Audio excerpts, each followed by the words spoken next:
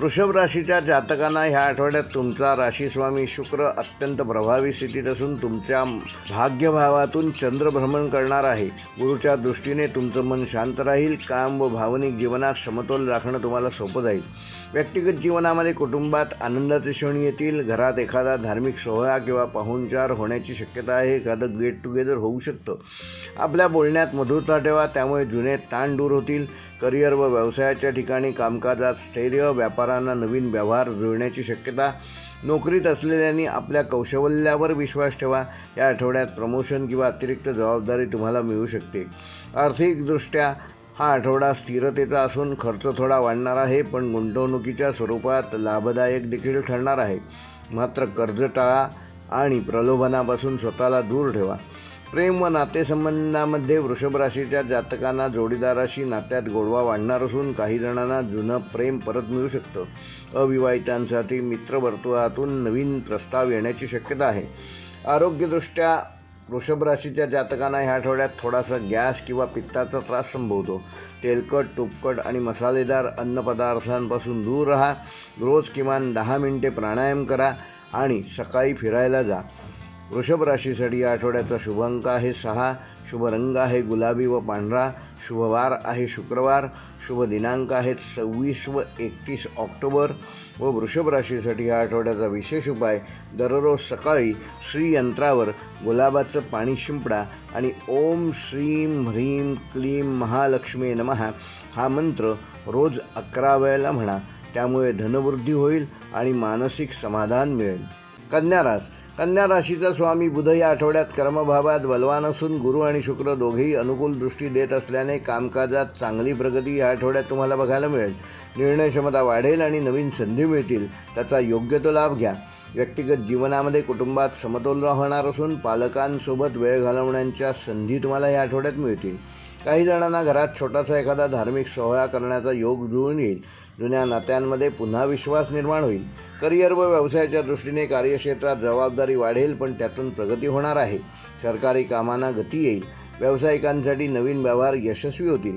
आर्थिकदृष्ट्या नियमित उत्पन्नात वाढ होणार असून आठवड्याच्या शेवटी नवा आर्थिक स्रोत तुम्हाला मिळू शकतो. खर्चाचे योग्य नियोजन करा. प्रेम व प्रेमसंबंधात पारदर्शकता ठेवा. जोडीदाराशी संवाद वाढवा. अविवाहितांसाठी कुटुंबातून एखादी शुभकारक बातमी, वार्ता या आठवड्यात तुम्हाला मिळू शकते.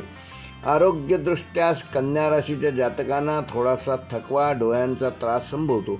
दिवसातून किमान 2दा थंड पाण्याने डोळे धुवा आणि तुळशीची पानं आपल्या आहारात ठेवा.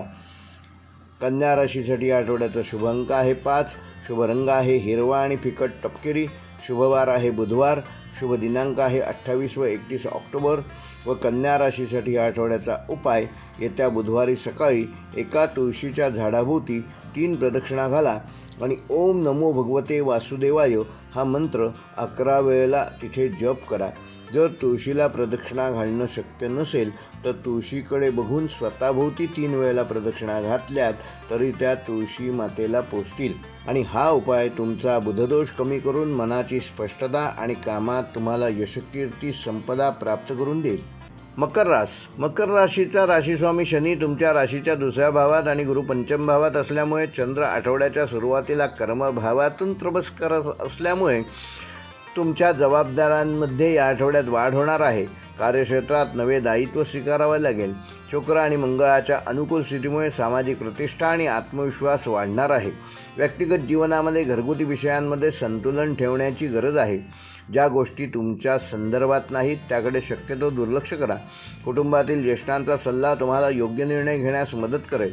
घरात कोणत्या तरी नवीन वस्तूंच्या खरेदीचा विचार ह्या आठवड्यात तुम्ही करू शकता.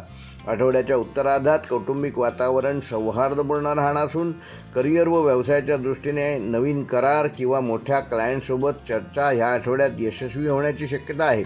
नोकरदारांसाठी वरिष्ठांचा विश्वास मिळवण्याचा हाच काळ आहे.